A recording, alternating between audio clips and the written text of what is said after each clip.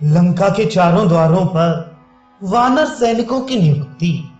सुग्रीव के शरीर में युद्ध के चिन्ह देखकर लक्ष्मण के बड़े भाई श्री राम ने उन्हें हृदय से लगा लिया और इस प्रकार कहा, सुग्रीव, तुमने मुझसे सलाह लिए बिना ही ये बड़े साहस का काम कर डाला।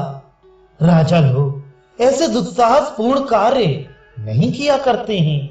साहस प्रिय भी तुमने मुझको, इस वानर सेना को और विभीषण को भी संशय में डालकर जो यह साहसपूर्ण कार्य किया है, इससे हमें बड़ा कष्ट हुआ। शत्रुओं का दमन करने वाले भी अब फिर तुम ऐसा दुस्साहस ना करना।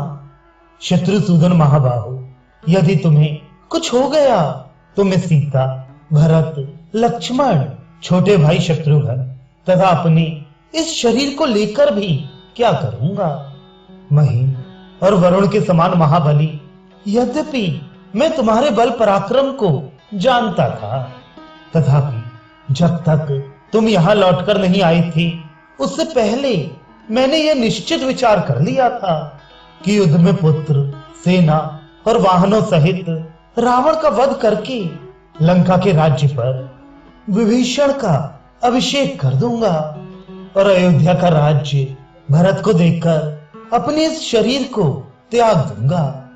ऐसी बातें कहते हुए श्री राम को सुग्रीव ने यो उत्तर दिया, वीर रघुनंदन, अपने पराक्रम का ज्ञान रखते हुए मैं आपके भार्या का अपहरण करने वाले रावण को देखकर कैसे क्षमा कर सकता था। वीर सुग्रीव ने जब ऐसी बात कही, तब उनका अभिनंदन करके श्री रामचंद्र जी ने शोभा संपन्न लक्ष्मण से कहा, लक्ष्मण, शीतल जल से भरे हुए जलाशय और फलों से संपन्न वन का आश्रय ले हम लोग इस विशाल वानर सेना का विभाग करके व्यूह रचना कर लें और युद्ध के लिए उद्यत हो जाएं। इस समय मैं लोक संहार की सूचना देने वाला भयानक अपशकुन उपस्थित देखता हूं, जिससे सिद्ध होता है रीछों, वानरों और राक्षसों के मुख्य मुख्य वीरों का संहार होगा। प्रचंड आंधी चल रही है, पृथ्वी कांपने लगी है, पर्वतों के शिखर हिलने लगे हैं और दिग्गज चीत्कार करते हैं। मेघ हिंसक जीवों के समान क्रूर हो गए हैं। वे कठोर स्वर में विकट गर्जना करते हैं तथा रक्त बिंदुओं से मिले हुए जल की क्रूरतापूर्ण वर्षा कर रहे हैं। अत्यंत दारुण संध्या रक्त चंदन के समान लाल दिखाई देती है। सूर्य से ये जलती आग का पुंज गिर रहा है। निषिद्ध पशु और पक्षी दीन सूचक स्वर में सूर्य की ओर देखते हुए चीत्कार करते हैं। इससे वे बड़े भयंकर लगते और महान भय उत्पन्न करते हैं। रात में चंद्रमा का प्रकाश क्षीण हो जाता है। वे शीतलता की जगह संताप देते हैं। उनके किनारे का भाग काला और लाल दिखाई देता है। समस्त लोकों के संहार काल में चंद्रमा का जैसा रूप रहता है, वैसा ही इस समय भी देखा जाता है। लक्ष्मण, सूर्यमंडल में छोटा, रूखा, अमंगलकारी और अत्यंत लाल घेरा दिखाई देता है। साथ ही वहां काला चिन्ह भी दृष्टिगोचर होता है। लक्ष्मण, ये नक्षत्र अच्छी तरह प्रकाशित नहीं हो रहे हैं, मलिन दिखाई देते हैं। ये अशुभ लक्षण संसार का प्रलय सा सूचित करता हुआ मेरे सामने प्रकट हो रहा है। कौवे, बाज और गीध नीचे गिरते हैं, भूतल पर आ बैठते हैं और गीदड़ियां बड़े जोर जोर से अमंगल सूचक बोली बोलती हैं। इससे सूचित होता है कि वानरों और राक्षसों द्वारा चलाए गए शिलाखंडों, शूलों और खड्गों से ये धरती पट जाएगी और यहाँ रक्त मांस की कीच जम जाएगी। रावण के द्वारा पालित ये लंकापुरी शत्रुओं के लिए दुर्जय है। तथापि अब हम शीघ्र ही वानरों के साथ इस पर सब ओर से वेग पूर्वक आक्रमण करें। लक्ष्मण से ऐसा कहते हुए वीर महाबली श्री रामचंद्र जी उस पर्वत शिखर से तत्काल नीचे उतर आई। उस पर्वत से उतरकर धर्मात्मा श्री रघुनाथ जी ने अपनी सेना का निरीक्षण किया, जो शत्रुओं के लिए अत्यंत दुर्जय थी। फिर सुग्रीव की सहायता से कपिराज की उस विशाल सेना को सुसज्जित करके समय का ज्ञान रखने वाले श्री राम ने ज्योतिष शास्त्रोक्त शुभ समय में उसे युद्ध के लिए कूच करने की आज्ञा दी। तदनंतर महाबाहु धनुर्धर श्री रघुनाथ जी उस विशाल सेना के साथ शुभ मुहूर्त में आगे आगे लंकापुरी की ओर प्रस्थित हुई। उस समय विभीषण, सुग्रीव, हनुमान, ऋक्षराज, जामवान, नल, नील तथा लक्ष्मण उनके पीछे पीछे चली। तत्पश्चात रीछों और वानरों की विशाल सेना बहुत बड़ी भूमि को आच्छादित करके श्री रघुनाथ जी के पीछे पीछे चली। शत्रुओं को आगे बढ़ने से रोकने वाले हाथी के समान विशालकाय वानरों ने सैकड़ों शैल शिखरों और बड़े बड़े वृक्षों को हाथ में ले रखा था। शत्रुओं का दमन करने वाले वे दोनों भाई श्री राम और लक्ष्मण थोड़ी ही देर में लंकापुरी के पास पहुंच गए। वे रमणीय ध्वजा पताकाओं से अलंकृत थी। अनेकानेक उद्यान और वन उसकी शोभा बढ़ा रही थी। उसके चारों ओर बड़ा ही अद्भुत और ऊंचा परकोटा था।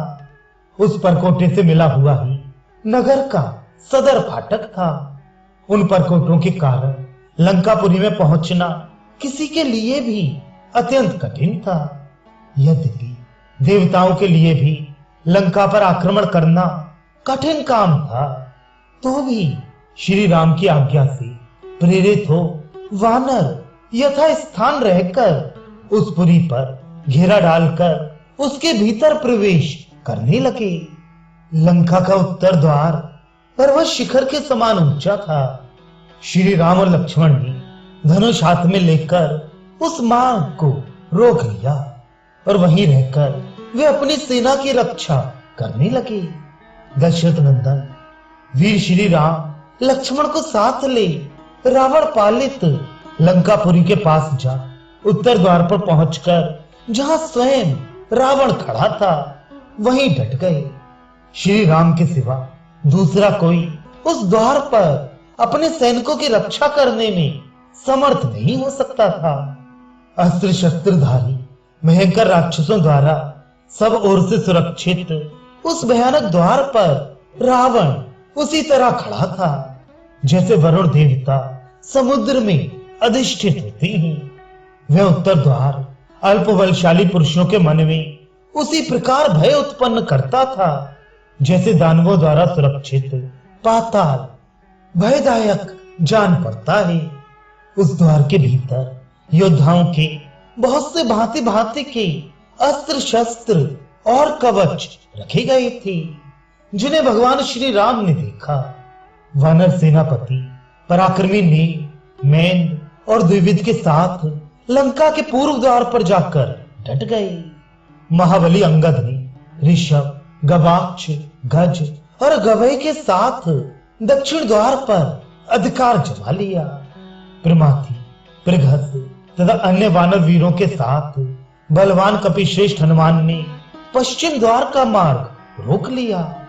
उत्तर और पश्चिम के मध्य भाग में वायव्य कोण में जो राक्षस सेना की छावनी थी उस पर गरुण और वायु के समान वेगशाली श्रेष्ठ वानर वीरों के साथ सुग्रीव ने आक्रमण किया। जहां वानर राज सुग्रीव थे वहां वानरों के 36 करोड़ विख्यात युद्धपति राक्षसों को पीड़ा देते हुए उपस्थित रहते थे। श्री राम की आज्ञा से विभीषण सहित लक्ष्मण ने लंका के प्रत्येक द्वार पर 1-1 करोड़ वानरों को नियुक्त कर दिया। सुशील और जामवान बहुत सी सेना के साथ श्री रामचंद्र जी के पीछे थोड़ी ही दूरी पर रहकर बीच के मोर्चे की रक्षा करती रही। वे वानर सिंह बाघों के समान बड़े बड़े दांतों से युक्त थे। वे हर्ष और उत्साह में भरकर हाथों में वृक्ष और पर्वत शिखर लिए युद्ध के लिए डट गए। सभी वानरों की पूंछें क्रोध के कारण अस्वाभाविक रूप से हिल रही थीं। दाढ़ें और नखी उन सबके आयुध थे। उन सबके मुख आदि अंगों पर क्रोध रूप विकार के विचित्र चिन्ह परिलक्षित होते थे और सबके मुख विकट एवं विकराल दिखाई देते थे।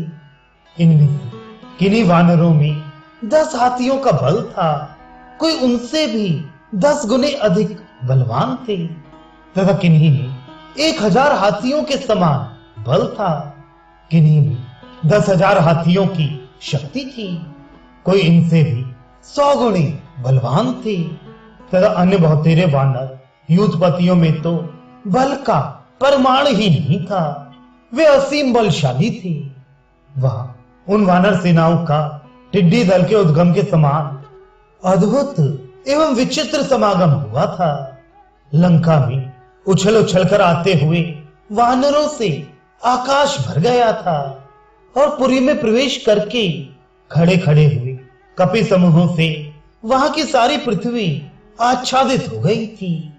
रीछों और वानरों की 1 करोड़ सेना तो लंका के चारों द्वारों पर आकर डटी थी और अन्य सैनिक सब ओर युद्ध के लिए चले गए थे। समस्त वानरों ने चारों ओर से उस त्रिकूट पर्वत को, जिस पर लंका बसी थी, घेर लिया था।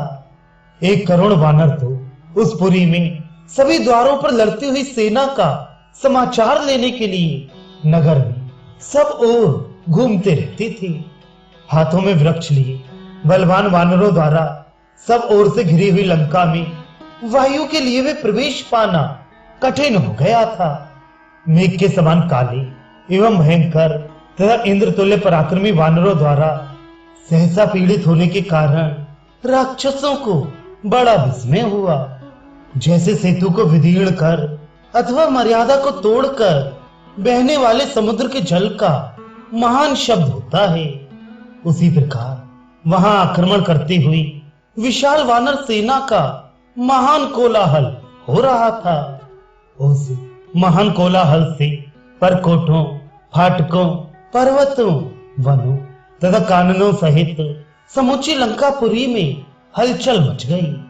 श्री राम, लक्ष्मण और सुग्रीव से सुरक्षित वे विशाल वानर वाहिनी समस्त देवताओं और असुरों के लिए भी अत्यंत दुर्जय हो गई थी।